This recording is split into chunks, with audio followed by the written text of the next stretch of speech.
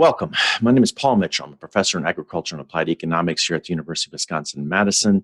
And in this video today, I'm going to talk about the farm income statement and analysis of it using the balance sheet. This is all part of a lecture for AAE 320 here at the University of Wisconsin. The learning goals for this are, first off, just how to read an accounting income statement as it focusing in how it pertains to ag operations or farms, and then how to calculate several key measures of income and rates of return, and then typical rates of return and typical income we see for your farms in the upper Midwest, and then some common accounting packages that farmers here in Wisconsin tend to use.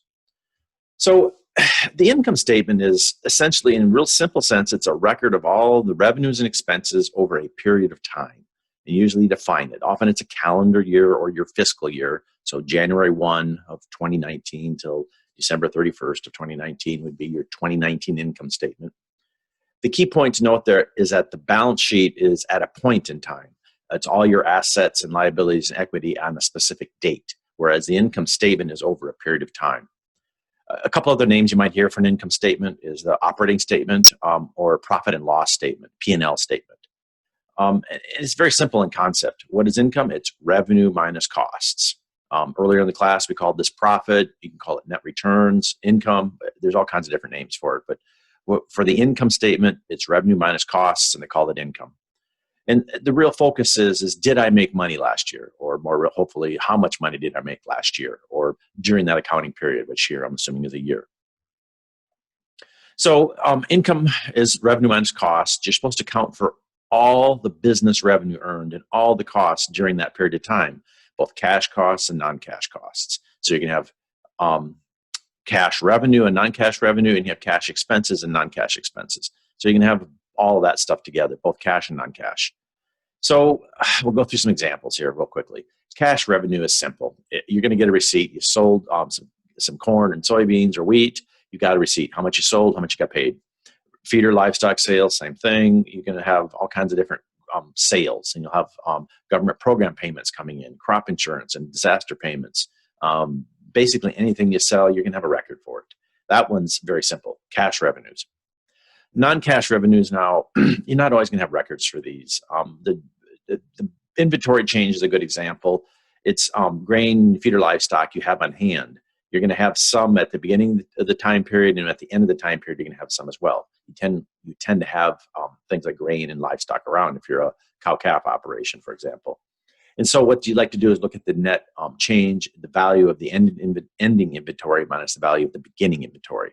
That captures how much inventory you, that's your essence, your non-cash revenue from inventory changes. Accounts receivable is another one. Operations, businesses tend to have money that's owed to them, accounts receivable. At the beginning of the period, at the end of the period, a non-cash source of revenue is a net change in that accounts receivable, so the ending balance minus the beginning balance.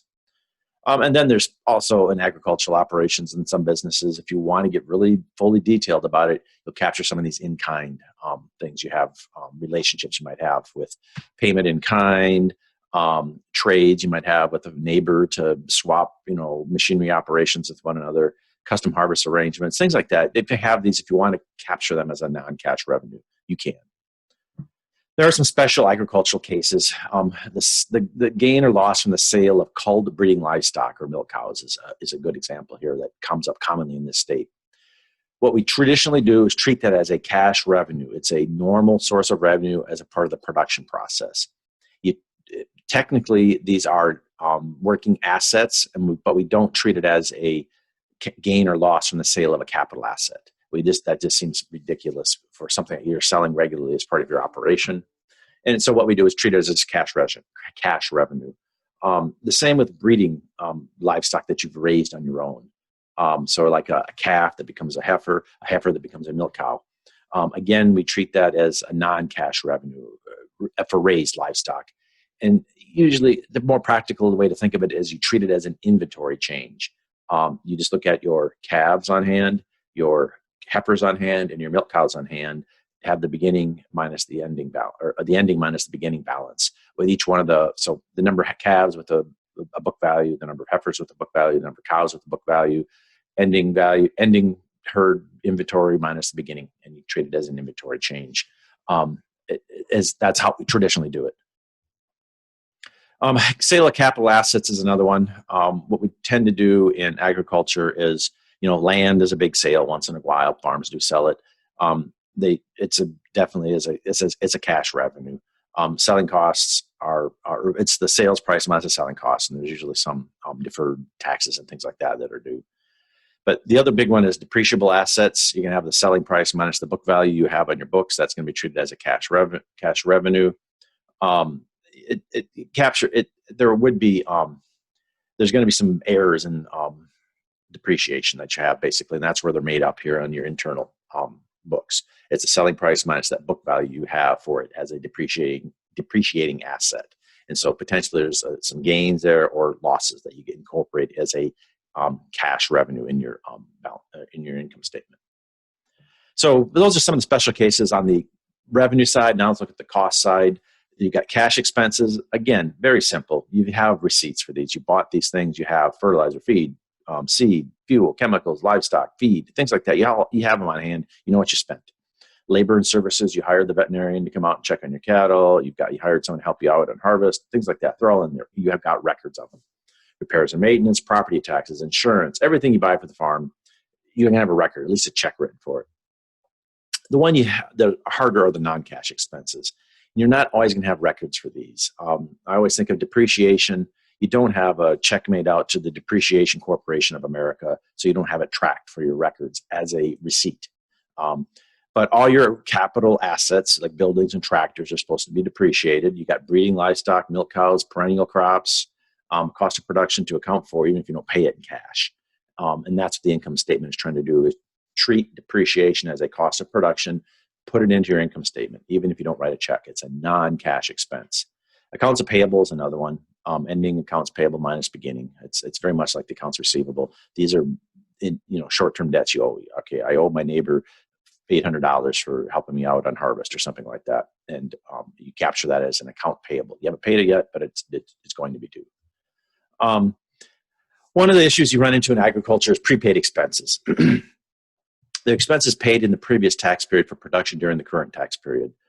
Things like fertilizer and seed and feed are often bought before they're needed, sometimes months before they're needed, and it can show up on the account statement or income statement, for a certain calendar year, even though it was bought for the year before or the year after, depending on which way you're looking. And there is an adjustment. Some people like to do it immediately in the income statement, is to put the expenses in the year they're used to produce the crop or the livestock. So prepaid expenses last year minus prepaid expenses this year. That would give you the right listing of putting the right prepaid expenses in the right year. It's the same thing for large feed and fuel and other infrequent purchases. It's the prepaid last year minus the prepaid this year. It's just putting the stuff in the right place in terms of the right year that was used. There's also several accrued expenses that you won't, again, have a receipt for at the time of maybe when the date ends, but they've been accruing in value, and so these expenses are there. Cash interest. You've got various loans, likely, and you owe interest on them at the end of the accounting period that you're using for the income statement, but you haven't written a check. You might only pay on that mortgage payment once a year or something like that, or every 6 months. And so if you're looking, wherever that date is, say it's November 15th, you owe the payment. Well, starting November 16th and onward, you're accruing interest. Well, that's a cash interest, accrued interest that you owe if your ending date of your income statement is December 31st. Same thing with property taxes. You've got on the date 12/31. There are accrued property taxes that you owe, or if you might have prepaid them already, then you subtract them out. Income taxes is another one. Most farms, or a lot of farms, do quarterly taxes. So they always have an estimate of what's owed. Or if you have depending on where you break your income statement when it ends, if it matches up with the tax year, it's easier. But if it doesn't, you might have to adjust for or account for accrued expenses of income taxes. So we kind of went through the cash and non-cash costs and revenues, and some of the special issues with agriculture on things like livestock, milk cows and stuff like that. Now, I want to just kind of look at two common measures we get are net farm income from operations and net farm income. They're both revenue minus costs. The the first one, net farm income from operations, is includes a lot of all the stuff we think about. We'll go to a specific example or a specific formula here in a minute. But net farm income adds a few other things in there. It includes unpaid labor and management and net gains from the sale of capital assets. And the way to think of net farm income from operations is the income made by the business, or the farming part of the business. Net farm income is the full business, not just the farm operation. You have to pay the manager. Often it's the same person, and you have to conceptually at least pay yourself to get to net farm income, as opposed to net farm income from operations. And then the net gain from sales of capital assets. That's sort of the investment activities of the farm business, the farm operation. And so you're trying to separate the production activities, returns, or income from the investment activities. That's what you're kind of trying to do there. That's kind of the distinction between the two. The business would have to pay its CEO, the labor and management that runs the business. That's why it's taken out for net farm income. And then there are potentially capital investment changes, often land or buildings and things like that. And so you capture that as well. That's the general idea there. But there's lots of variations depending on differences in how they treat different non-cash costs and non-cash revenues. So most farms use cash accounting, and so you have a cash accounting books, if you will, and that's often is used for paying taxes. They're on a fiscal year is the calendar year, and that's how they use cash accounting. But so it kind of creates some common problems. And we've already touched on one of them: prepaid expenses.